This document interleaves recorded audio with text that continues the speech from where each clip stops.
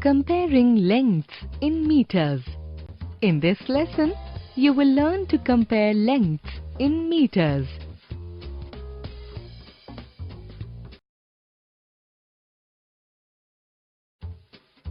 There is a tree in front of Mary's house. There is another tree behind her house.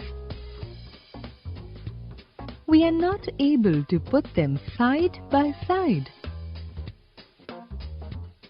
How do we find out which tree is taller? We can compare the two trees by measuring their heights with meter rules.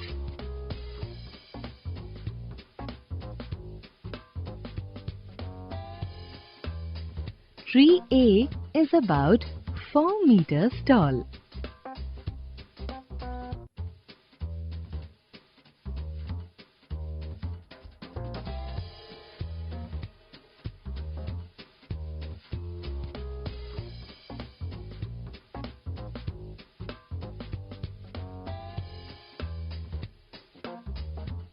Tree B is about 6 meters tall.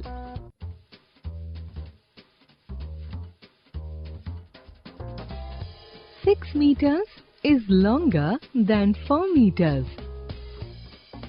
So, tree B is taller than tree A.